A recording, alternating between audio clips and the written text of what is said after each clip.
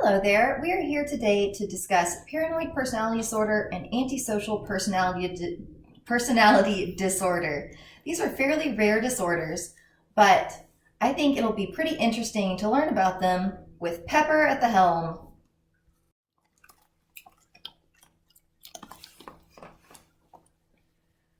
Antisocial personality disorder is defined in the Diagnostic and Statistical Manual of Mental Disorders 5, or DSM-5 for short, which is a standardized tool that helps define and classify psychiatric disorders using a standard language. In the DSM, a person that exhibits signs of antisocial personality disorder are remorseless, have a habitual and pervasive disregard for or violates the rights of others. In some contexts, psychopathy and sociopathy are used interchangeably with antisocial personality disorder.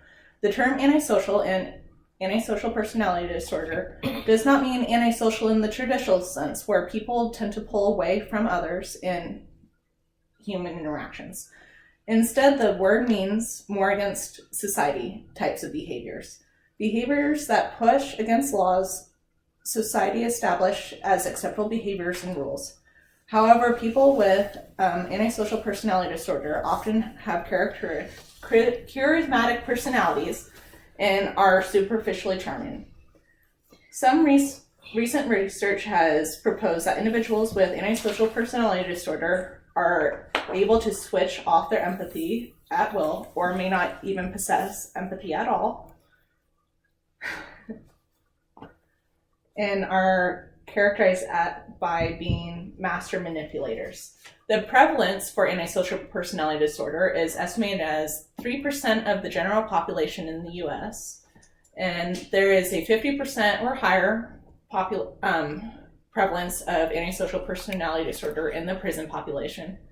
And it's a higher occurrence in men than women across all the age groups, and the prevalence is also higher in lower socioeconomic.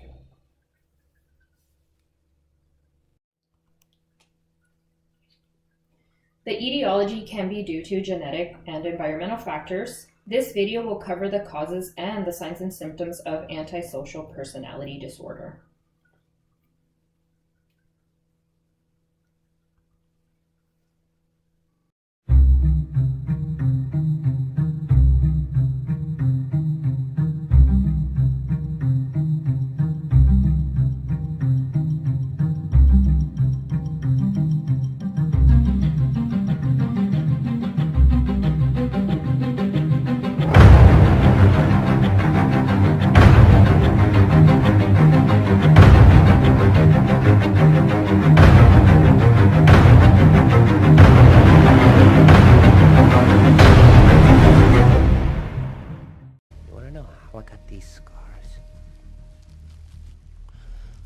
My father was a drinker and a fiend.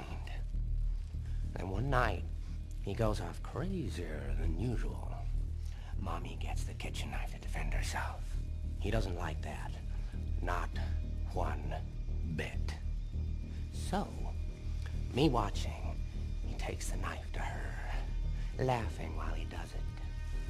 He turns to me, and he says, "Why so serious?" He comes at me with the knife. "Why so serious?" He sticks the blade in my mouth. "Let's put a smile on that face." And... why so serious?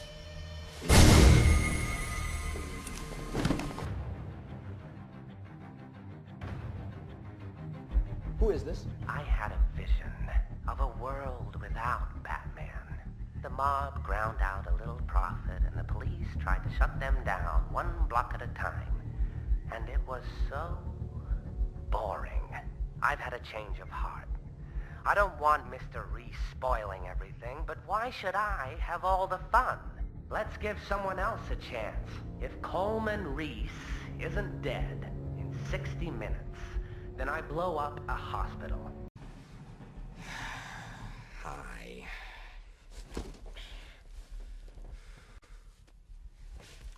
You know, I don't want there to be any hard feelings between us, Harvey. When you and, Rachel were being abducted, I was sitting in Gordon's cage. Now, I didn't rig those charges. Your man, your plan. Do I really look like a guy with a plan? You know what I am?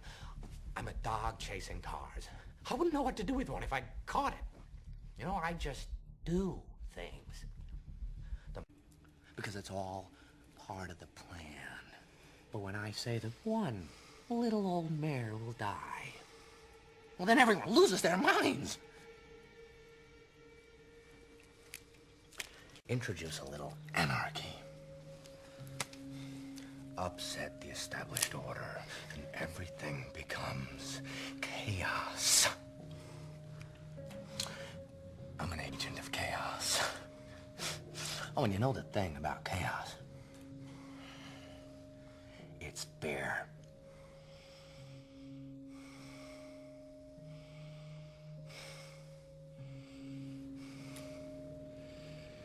You live. You die. Now we're talking.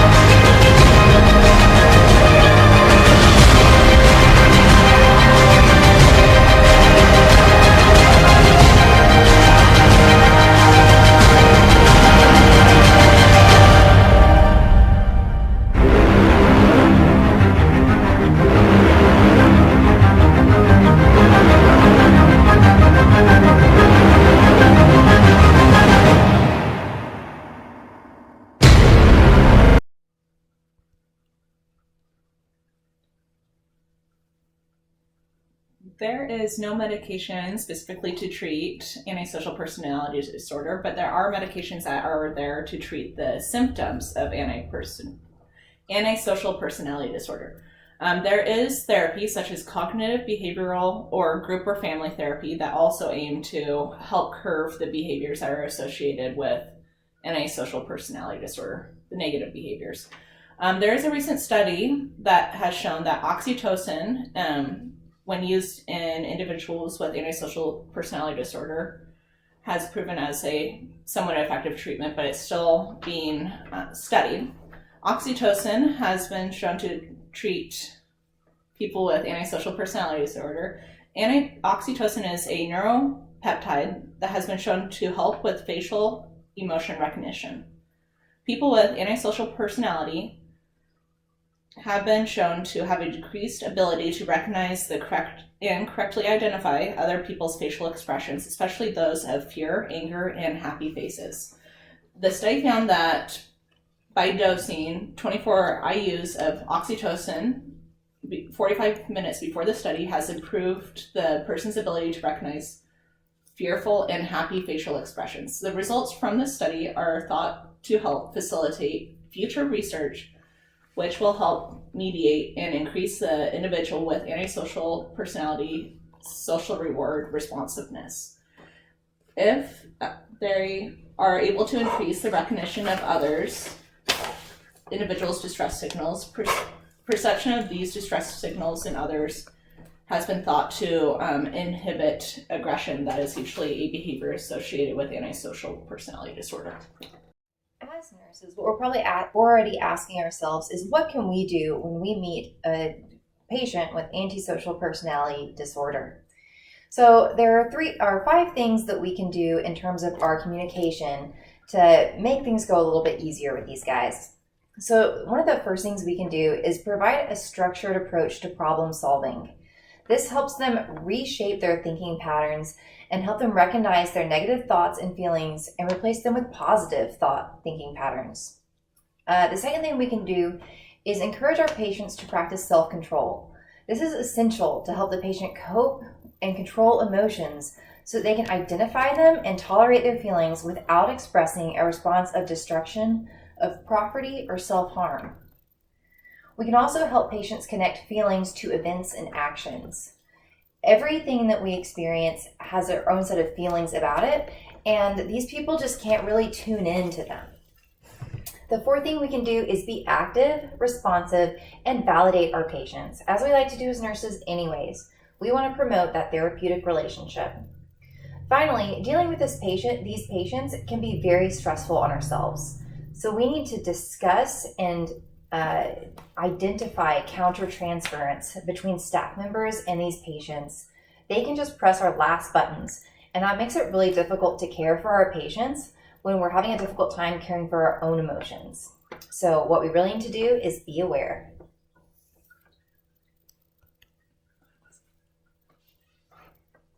The diagnosis of antisocial personality disorder is typically based on a psychological evaluation that explores thoughts, feelings, relationships, behavior patterns, and family history. We also want to look at their personal and medical history.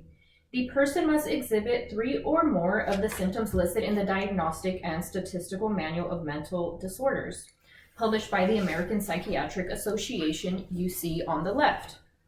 Although antisocial personality disorder isn't diagnosed before age 18, some signs and symptoms may occur in childhood or the early teens. Usually there is evidence of conduct disorder symptoms before age 15. Signs and symptoms of conduct disorder include serious persistent behavior problems such as aggression toward people and animals, destruction of property, deceitfulness, theft, and serious violations of rules. The following video clip of The Good Son shows a child with antisocial personality disorder behavior. Enjoy. Henry, come on down here. Hospitality, Henry. This is your highway. Wow. What are you gonna do with it? It depends. On what? On you. And that you'll help me. Help you? I promise you something amazing. And you'll never forget. Say goodbye.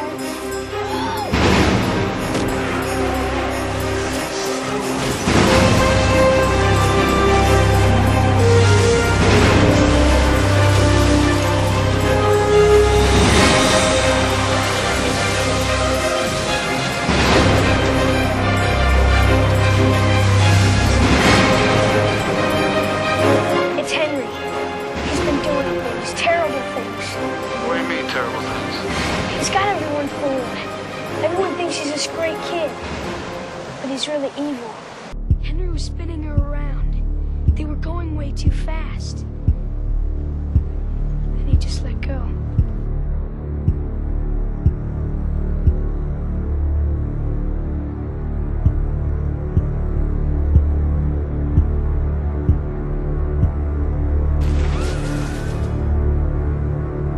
I feel sorry for you, Mark. You just don't know how to have fun. What? But once you realize you can do anything, you're free. You can fly. Nobody can touch you. Nobody. What if there was this boy? And he did these terrible things because he liked doing it. Did you say he was evil? Don't believe me. Sure.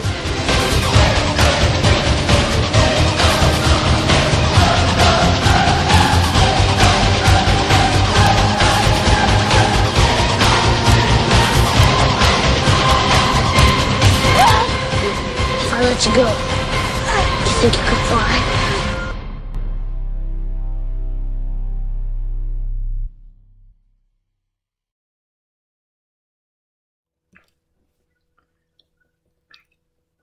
Now that you've learned about antisocial personality disorder, Let's learn a little bit about paranoid personality disorder. Paranoid personality disorder is a pervasive, persistent, and inappropriate mistrust of others. Individuals with this disorder are suspicious of others' motives and assume that others intend to exploit, harm, or deceive them. The prevalence of paranoid personality disorder is 1 to 4% of the general population. It's more common in men than women, and it's often only diagnosed when the individual is seeking treatment for another mood disorder. The etiology of paranoid personality disorder usually comes from children who are bullied or neglected or abused from their parents when they're kids. And a small part of it has also been seen with a family history of schizophrenia. People with paranoid personality disorder manifest these characteristics through hostility and being tense to other people because they are suspicious of them. For example, they are always questioning the other person's motives or what they're doing. They are always asking what, why, when, where, how. They also try to avoid social events or people in general. But if they can't avoid these events, they try to control the room, the conversation, or the situation. And if they can't control, they become argumentative. And these all stems from the distrust they have of others. Not all of us can just be diagnosed with paranoid personality disorder because all of us have the tendency to be suspicious to others, to be tense, to be hostile. But the key word for having the paranoid personality disorder is to be consistent and constant with these characteristics. And here is a video on how these manifest.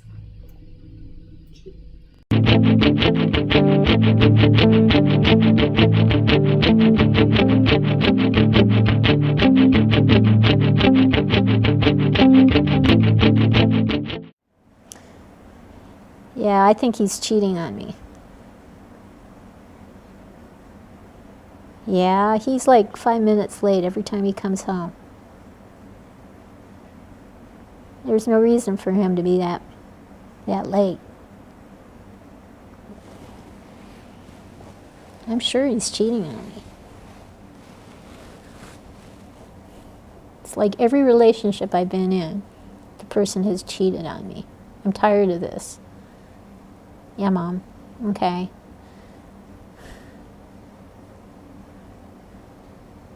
Well, he just, he's just not as nice as he used to be. And he's definitely going to pay for this. Definitely.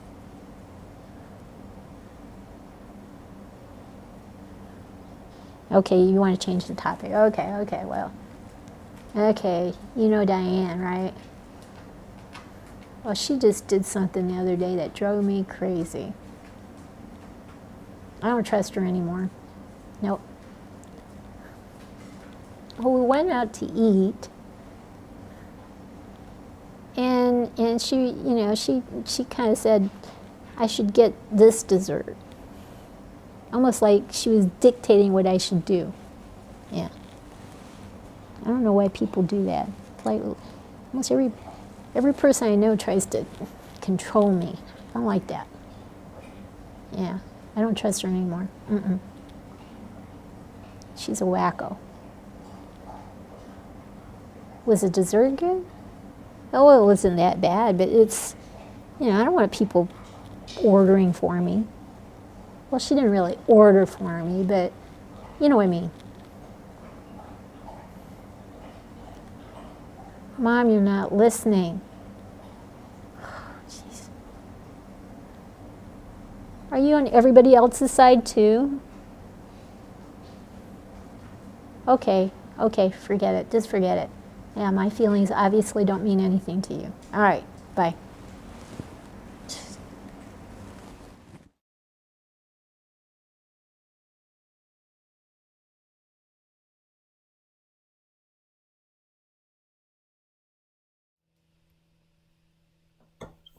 So the important thing to remember about PPD, paranoid personality disorder, is everything else needs to be ruled out. So the nurse needs to collect a really good patient history.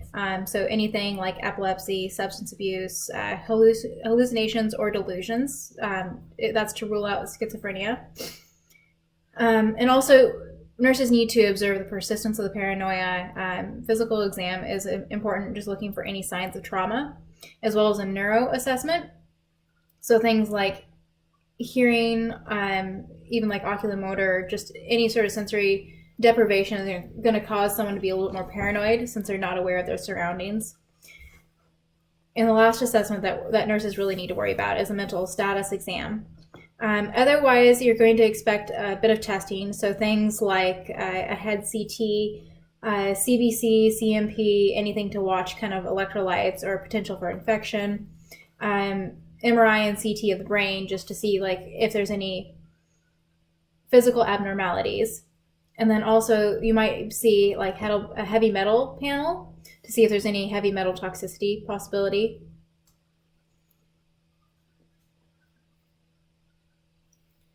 So the primary treatment is going to be cognitive behavioral therapy. Basically what that is, it's to control anger, perceive criticism, and also improve their social skills. But you might also see like psychodynamic psychotherapy, which helps to develop the ability to trust. Other therapies you might see in conjunction, for acute, you might see a benzodiazepine, to control hostility and paranoia. And in the long run, since paranoid personality disorder is really since paranoid personality disorder is really commonly associated with depression and agoraphobia, you might see someone on a selective serotonin reuptake inhibitor. Generally, the nurse, for care guidelines, just make sure that you're telling the patient that you intend them no harm. You need to be clear and direct, address all their fears, even the irrational ones. Be detailed and also very factual. Make sure to validate their diagnosis and their treatment concerns. And then also, really importantly, control your verbal and nonverbal communication. You want to be very, very neutral with them. Anything that's overly friendly, they will perceive as questionable. And they'll question your motives, more importantly. So you want to be just really neutral and really matter of fact. In order to evaluate your patient in the long run, you're going to look for your patient's perceived function of daily relationships and also their ability to trust medical providers.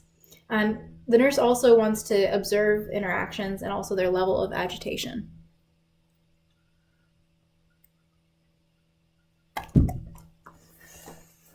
So much for listening to our presentation on antisocial personality disorder and paranoid personality disorder. We hope that you learned a lot. I know that Pepper did. Boop, boop, boop. Thank you and have a great day.